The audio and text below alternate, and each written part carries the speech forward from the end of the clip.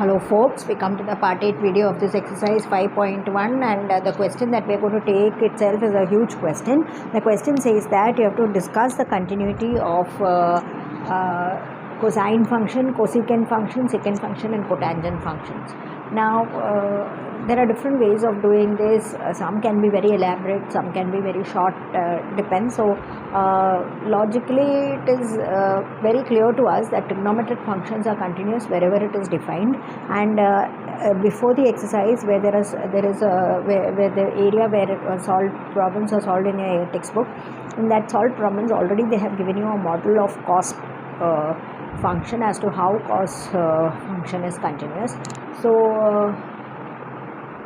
we will take on the same lines and we'll see what they have asked us. Once again, let me check what all things they have asked. Continuity of cosine, cosecant, secant and cotangent. It is given cosine, then why have they... Oh, it is sine function that has been done in the earlier part, so that is why they have asked us cosine. Okay. Okay, so I will do it in a certain way. Now as we refer different materials, in different materials they take it up in different ways and they do it. All are correct because that's how it is. So trigonometric functions, the places where it is defined, there it is continuous, and that will be shown. Now these different functions, they are defined at certain places. Wherever it is defined, it is continuous. So let's call it as subpart 1. F of x is equal to cosine means cos x, and now let's take an a belonging to real number, and for that we will consider limit as x tends to a f of x. So that means limit as x tends to a cos x, automatically that is cos a. Therefore if you are considering f of a, that is also cos a. Therefore, limit as x tends to a f of x is equal to f of a. Therefore, f is continuous on R. Now, the way that it's done in the textbook for sine function is they have called they have taken a point instead of a, they have taken c, and then they have taken c plus h, and like how we used to do the left derivative, right, the left and right limits. They have taken it that way and they have done it that way also you can do, but it is slightly not required. Why? Because on left and right side more or less they do behave the same. So if at all we want it, maybe we will take it. I will just check if it is possible. Maybe we will, let me see if it is relevant, we will do it. Otherwise what have they done? Oh,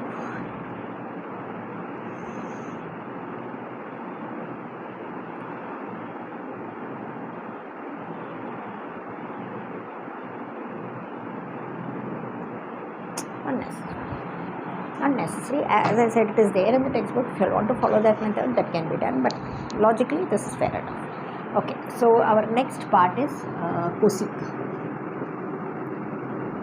x, and cosec x, we know there are certain places where it gives trouble, right? Cosec x, sin x, wherever it is 0, there cosec x is not defined. So sin x where it is 0, it is 0 at 0, it is 0 at pi, it is 0 at 2 pi. So at all n pi's it is 0. So automatically this cosec will create a problem at n pi's. So so it's not defined at n pi, n belonging to natural number. So let's take an a that is a real number other than n pi, right? So therefore limit as x tends to a f of x is limit as x tends to a cosec x. It is going to be cosec a. Like x tends to pi, for example. Then what is cosec a, cosec x? It is cosec pi, that way, right? So it's cosec a, and f of a is also cosec a. Therefore, limit as x tends to a f of x is f of a. Therefore, f is continuous and in R wherever it is defined.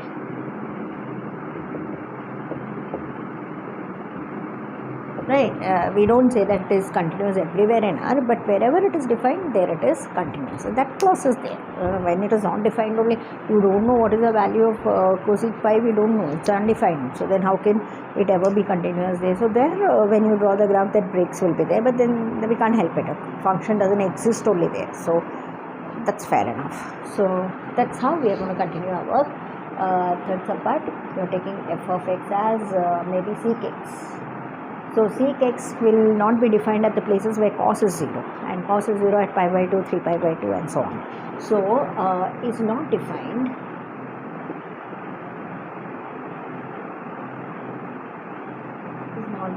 at x equal to 2n plus 1 pi by 2, right, for the n's belonging to natural number.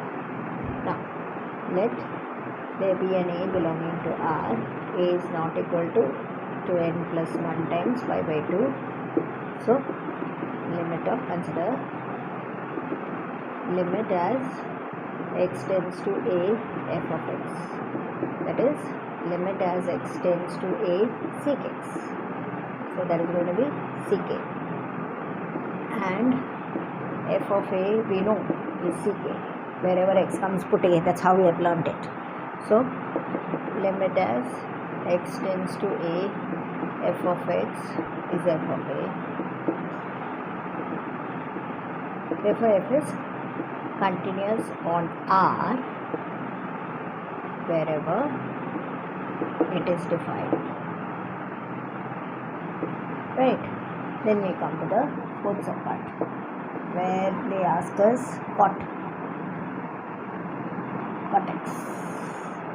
It's not defined at x equal to n pi.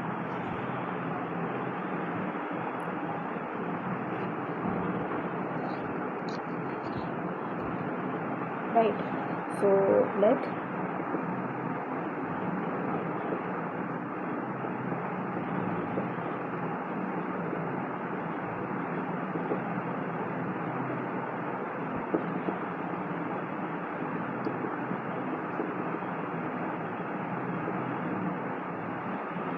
cot x, that is cot a, and f of a is also cot a.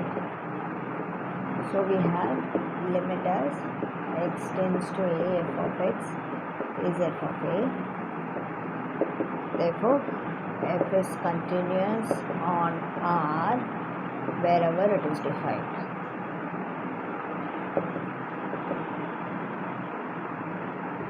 Right, so that's about the problem where they have asked us.